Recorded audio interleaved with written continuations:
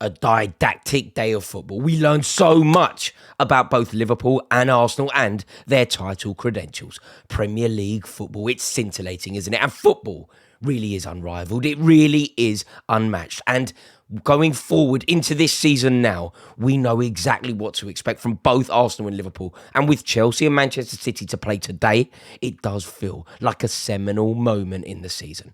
So if we analyse what we saw yesterday, I think that we can really glean the direction that the Premier League is moving in. And I really do need your help. So I'm going to give you my opinions on this. I'm going to give you the way that I see it from an Arsenal perspective and the way that I see it from a Liverpool perspective. But I need your help. Obviously, from the outside looking in is one perspective, but I need to know how it feels if you are a supporter of those clubs. So please do let me know your feelings in the comments below. But to give you my assessment of what I saw, I think that it's a very good day at the office for Liverpool Football Club and a slightly troubling day at the office for Arsenal. I think Liverpool accrued a good point and I think Arsenal dropped two.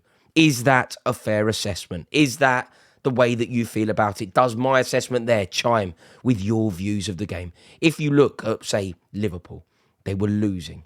They were down to 10 men. They basically played with 10 men for 90 minutes because of the amount of added time that was introduced to the game by the referee. And they were playing against an excellent Fulham side, capable of top performances. And let's face it, they have one of the most upwardly mobile managers in the Premier League. Marco Silva is excellent at what he does. You've got to acknowledge the job that he is doing at Fulham. And when a big job becomes available, I believe that Marco Silva should be a front runner for it. I think that he has the Midas touch. You look at the elevation at Fulham, you look at the elevation of individual players, and you look at the direction that Fulham are moving in. Last season, you can only park that and judge him so harshly because I know it didn't go his way, but think about the summer that Fulham had. Major distractions. Mitrovic off to Saudi. Marco Silva, in fact, at one point off to Saudi. Whereas this summer, they went to Portugal. He's hammered it. He's made some excellent signings. And Fulham are a very difficult team to play against. They are capable of taking points off basically anyone. Liverpool didn't play well.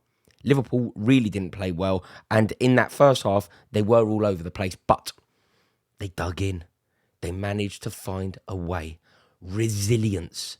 They fought to the bitter end, and despite losing the game, they managed to get back into it, find a way.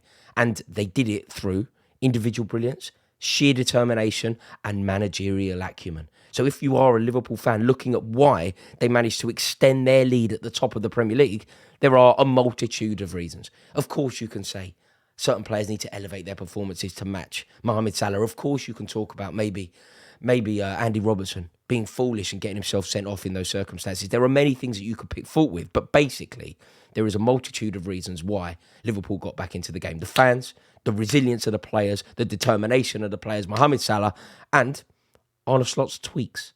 I think it's very important to acknowledge that we have to give focus to what the manager did. His changes to the formation and to the personnel had a massive impact on the ultimate result.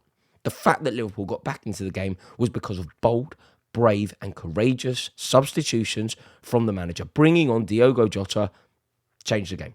Bringing on Harvey Elliott changed the game. I thought Harvey Elliott was going to score as well. You know, when he sort of shifted his body and tried to curl it into the top corner.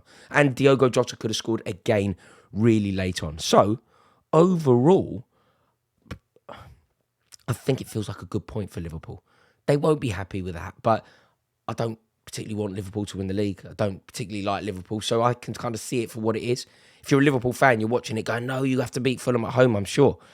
But I don't necessarily see it that way. I think it's a good point in the circumstances. And if you can somehow work out how to match your second half performances with your first half performances, you're going to fly. Like I saw a table. If Liverpool games ended at half time, Liverpool would be third in the league. They're a second half team. But in that tells us something massive. I told you at the beginning of this video, it's going to be a didactic video. What you learn about Liverpool, the fact that they constantly come back, the fact that they're a second half team, is that they fight to the bitter end. And there is a determination, a rugged determination in that statistic.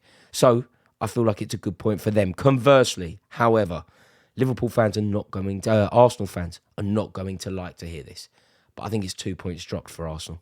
I really do. That's 2 consecutive weekends where Arsenal have had a chance to cut Liverpool's lead at the top of the league that they haven't taken. They haven't taken maximum advantage of. How have Arsenal not won at least one of those games? And to be so impotent against that Everton team, it really must feel like 2 points dropped. They didn't lose ground on Liverpool, I guess. But is that enough? And that's what I'm saying to you, Arsenal fans. Am I being too harsh here? Is there some sort of positive? Can you find just a slight diamond in the rough here? Because you haven't lost any ground. But ultimately, it feels like you needed to take this opportunity. You didn't take an opportunity last week when Liverpool's game was called off, and you haven't taken the opportunity this week. And the reason is you basically didn't have an answer to very predictable Sean Dyche tactics. Arsenal didn't have an answer. Now, I saw a very funny clip on Filthy Fellas, and all of the talk was about the set-piece coach. You know, Nico Jova getting a mural and all of that. And then it was mentioned in sort of a very typically comical way on that show. They don't need to worry about a set-piece coach. They need to worry about an open play coach because they haven't scored a goal from open play in 3 games now. You know, it's a struggle to put any kind of patterns of play together because they are so reliant on the way that they score goals being from set pieces. So obviously, when that comment was put forward on Filthy Fellas, it was done so in jest. But as Eminem said, a lot of truth is said in jest, and there isn't enough variety in the way that Arsenal score goals. There isn't enough attacking approaches in the way that they score goals because they are so predictable. And it has got to this stage. Bukayo Saka is now non-negotiably a world-class player. That's a fact. He is a world-class player. And I don't really need to engage in a conversation about how good you think Bukayo Saka is. He is a world-class footballer. Fact. But he's the only one in that front three. And therefore, if you stop Saka, you stop Arsenal. And it's important for Arsenal's title challenge that Mikel Arteta finds a solution to this. Because you cannot have a situation where basically an opposition manager can look at an Arsenal front line and go, nullify Saka, and you nullify the whole of the Arsenal attack.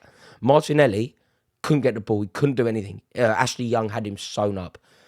Kai Havertz through the middle is laughable. I told you this time and time again, you know, all the Waka Waka song. He isn't going to win you a league through the middle. That's a fact. He is not that guy.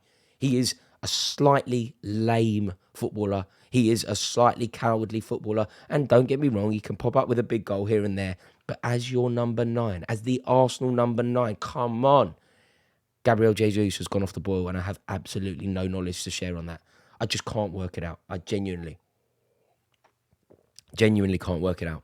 I thought he was an excellent player at Man City. I thought he was going to elevate the Arsenal front line, and it's appalling. I remember watching him earlier this season. I think Arsenal played Bolton in the League Cup, and it was as if Mikel Arteta and the Arsenal support, who were very generous and loving towards Gabriel Jesus, they were kind of giving him this opportunity. They were playing him in this game against Bolton just to teach him where the back of the net was again, just to remind him where the back of the net was again, just to remind him the feeling that you get, the euphoria when you score a goal. Like, you're going to play against Bolton, score a few goals, you're going to be fine.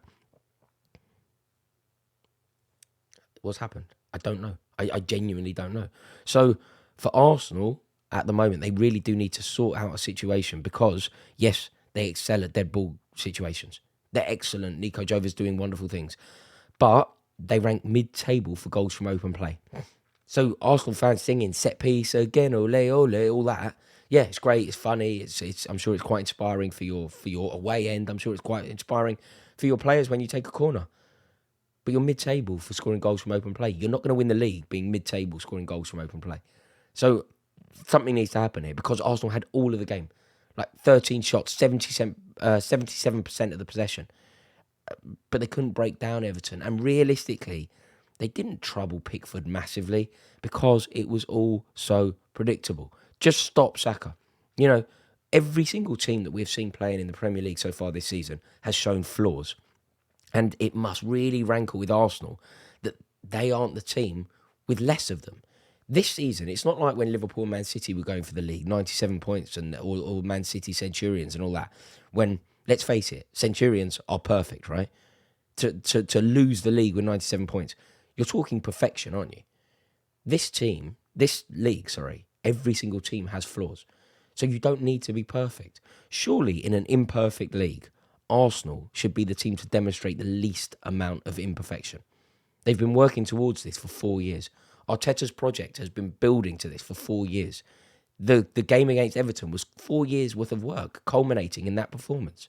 You look at what Enzo Maresca is doing at Chelsea. You look at what Arne Slot is doing at Liverpool. And I don't think it paints Mikel Arteta's contribution to Arsenal in a particularly positive colour. Now, look, I've seen some things about Arteta which I don't really agree with. And I think you can have a conversation about Arteta, and you can be an Arsenal fan, and you can have a conversation about Arteta getting things wrong without wanting him out. This isn't, you've got to sack Arteta. Not far from it. I think Arteta has done some wonderful things there. I'm just stating the fact that if Arteta doesn't start getting it right soon, if he doesn't start to find solutions to the problems that are happening at Arsenal, if he doesn't find a way of making his attack more potent, and if he doesn't stop making the same mistake again and again, it's going to be very awkward, because against Everton at home, I feel like he sort of threw a bit of a Hail Mary. Like, sometimes in football, it can be very complex, can't it? Sometimes it can be really tricky, and, we have to analyse the stats, and we have to look at XG, and you have to Other times, it can be quite easy. Other times, football can be quite simple. And basically, in football, if you need a goal at home against the stubborn Sean Dyche defence, don't take your best playmaker off. 2 and 2 makes a Christmas cake sometimes in football. Don't take your best playmaker off. Don't get me wrong. There is a total acknowledgement from me that Arsenal's most visionary footballer, Martin Odegaard, wasn't having his best game. He was possibly having his worst game. Flat, uninspired, unadventurous, not really involved. And bringing on Nwaneri could be seen as being bold and brave and going for the jugular. But it's not the situation for it. And playing against the Sean Dyche Everton team when you desperately need a win and you've got 2 teenagers on the pitch, again, I don't think that is the move. It's so obvious that Mikel Arteta made mistakes yesterday. And looking at it from the outside in, sometimes it's easier to see those mistakes. Don't take Odegaard off, obviously. Play Thomas Partey in a 6. Obviously. There is no way that you can take off Odegaard with half an hour to go, not play Thomas Partey. You can't really rely on Gabriel Jesus, so that felt like a bit of an optimistic one. So ultimately, Arsenal were lacklustre. What were they doing? When they were on the attack, where was it? What was the attack? Just hopeful balls into the box, ineffective crosses aimed at exactly who? Who's going to win that ball? I mean, realistically, Pickford, Tarkowski. Like, who is going to win that cross? If it's Kai Havertz in a 50-50 versus Tarkowski, who's going to win it? Arsenal need to have some ingenuity. And I don't really understand how Mikel Arteta isn't putting this right. Because something needs to change. It is essential now that Arsenal get it right, and he can't make any more mistakes. Bringing on Jorginho when you're chasing a goal, I just don't get it. I don't get it. Jorginho is a fantastic player to bring on in a very specific situation. That situation is not 0-0 against Everton in a must-win game. So, look, overall, Arsenal, I believe it was 2 points dropped against Everton, but they didn't lose any ground on Liverpool. If Arsenal fans have deduced that the team they are chasing is Liverpool, and maybe not Chelsea, maybe not Man City, the one positive for Arsenal is that they didn't lose any ground. They didn't gain any either. For Liverpool, in my opinion, 2 points gained. A point gained. Losing, playing with 10 men, not playing well. I could see them losing the game and they managed to fight. Let me know your thoughts. I am really interested, genuinely. Arsenal fans, Liverpool fans, let me know, how do you see it going? And, the winners of this weekend, 2 draws. We beat Brentford. Are Chelsea suddenly in a title race? Thank you so much for watching this video. I really do appreciate it. If you've enjoyed it, will you do me a favour? Please give it a like. Please click subscribe. It really does help me out, and I would love to welcome you into this community. I've enjoyed that, just chatting football. I'm going to be in the comments now, so I look forward to having a chat with you in there in a bit.